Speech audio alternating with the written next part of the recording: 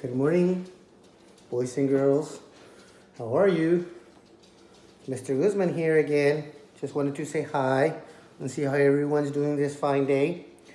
I'm going to go ahead and read you another story because a lot of you liked it. Today's story that I'm going to read is Borreguita and Coyote.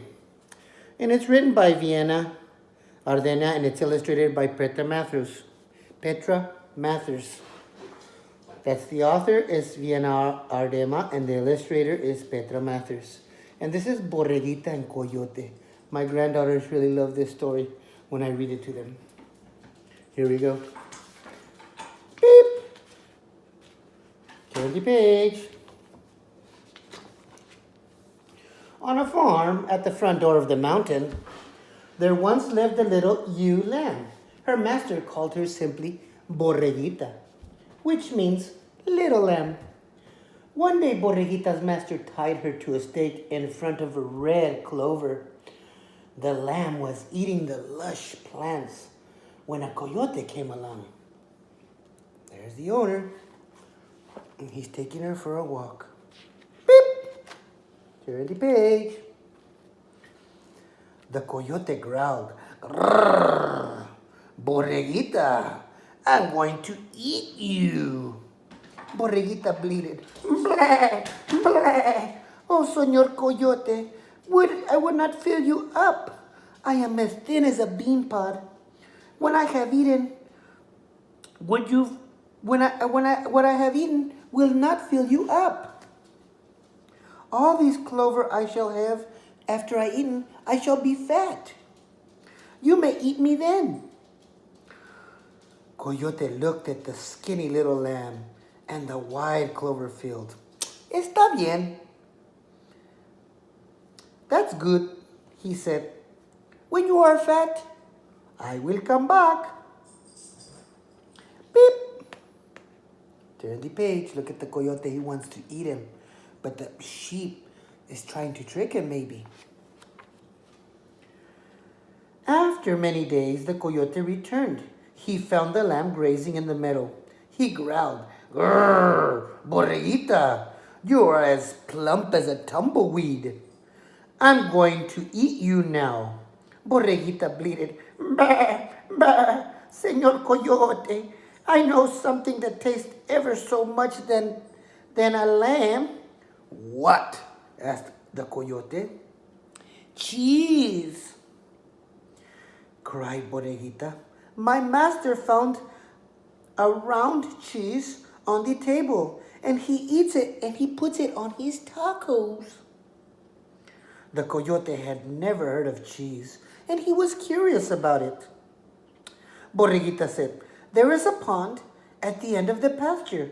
Tonight, when the moon is full and bright, meet me there, and I will show you how you can get the cheese." "Está bien," said Coyote. "I will be there." The coyote, look at his mouth is salivating. He really wants some cheese. What do you think? Beep. Turn the page. That night, when the moon was full, he was staring up in the sky. Borreguita met the coyote at the edge of the pond. There, glowing in the black water, was something that looked like big round cheese. What is it, boys and girls? If you said it's the moon, you are correct. And sometimes the moon look like cheese if you look up in the sky. "Do you see that?" cried Borreguita. "Swim out and get it." Coyote slipped into the water and he paddled toward the cheese.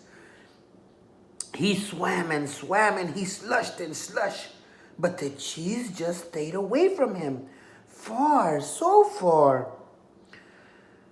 Finally, he opened his mouth and he lunged. Whoosh! The pond water went into the coyote's mouth and he started to cough. Then he turned and headed for the shore. Did he get the cheese? No, because it was in science what is called a reflection. Reflection of the water, yes. Beep. Turn the page. When he reached the little lamb was gone. She had tricked him. Coyote shook the water off of his fur. Then he looked up at the big cheese up in the sky, and he howled. Ow! Ow, ow, ow! There's the cheese. He never got it. He's still hungry. At dawn the next day, Borreguita went to graze near a small, overwhelming ledge of a rock on the side of the mountain. She knew that the coyote would be coming after her, and she had a plan. As soon as the sun rose over the mountain, Borreguita saw the coyote coming. He was sniffing along with his long nose, smelling for Borreguita. And then she crawled under the ledge, and she saw Borreguita up on the ledge. There's Borreguita. I don't know if you can see her. But the coyote saw him. And here he comes. Up with his nose. And he's trying to find her. Well, she laid under a ledge. And she crawled under it and laid on her back, bracing her feet up against the ledge to the top. There she is. Look at her now. When the coyote found, he simply growled, "Grrr! Borreguita, I see you under there. I'm going to pull you out, and I'm going to eat you." What do you think Borreguita's going to do? Is she going to trick him? Or is the coyote going to eat the Borreguita? Borreguita bleated, "Bah, bah, Señor Coyote, you can't eat me now. I have to hold up this mountain. If I let it go, it will come tumbling down." The coyote looked at the mountain. He saw that the lamb was struggling to hold it up. There's the lamb. Is she really holding up the mountain? Can anybody hold up a mountain? I don't think so. Beep! "You are strong," said Borreguita. "Will you hold it while I go get help?"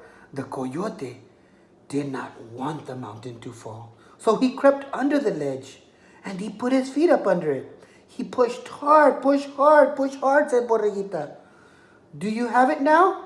"I have it," said Coyote, "but hurry back, the mountain is heavy." Borreguita rolled out of the shadow and cave and started leaping and running all the way back to the barnyard. Did Borreguita trick the coyote again? It is decidedly so. Coyote held up the mountain until his legs ached, and he was hungry and thirsty. At last he said, "Even if the mountain falls, I'm going to let it go. I cannot hold it any longer." The coyote dragged himself over and he covered his head with his paws. The mountain did not fall. Then he knew the little lamb had fooled him again. Coyote sat on his haunches and he howled.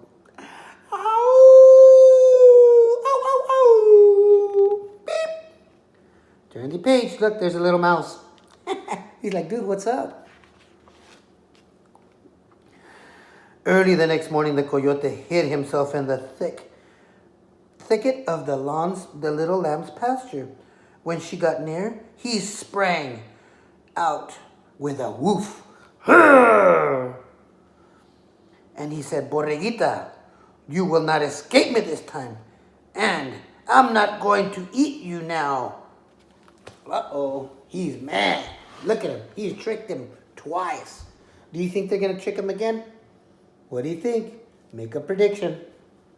Borreguita bleated, "Bah, bah, Señor Coyote, I know I deserve to die, but grant me one kindness. Swallow me whole, so you don't have to suffer biting and the chewing."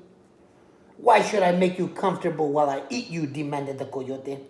"Anyway, I could swallow you all in one piece, not even if I wanted to." "Oh, yes, you could," cried Borreguita. "Your mouth is so big. You could swallow a cougar.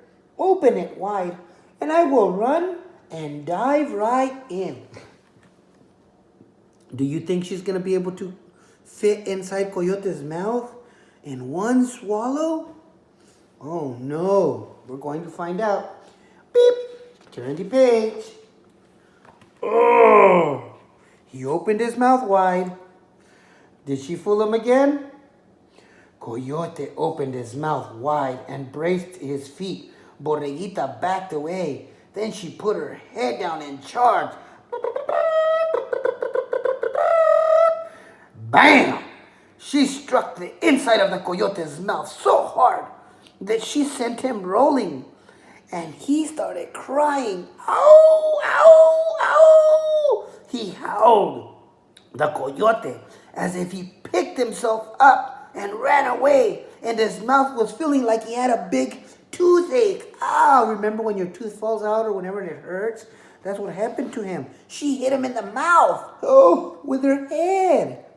Beep. Turn the page. Did the coyote eat the borreguita? No. And from that day on, Borreguita frisked about the farm on the foot of the mountain. And the coyote, he never bothered her again. What happened? She was very what? Smart. She outsmarted him every time. She tricked him. Sometimes, boys and girls, your words and what you say can have a big influence on what people do and say. And there's the coyote, the end. There he is going sad. I just wanted to say I'm very proud of you guys for getting on iStation, Education Galaxy. Mr. Guzman misses you guys. Stay safe, stay strong. We'll see you soon. I hope you saw the video of Mr. Guzman and all the teachers from Floyd. We miss you guys, and we hope to see you soon. And maybe I'll read you another story next week. Bye. B-Y-I. But it makes a cool party hat. Ah! See you guys.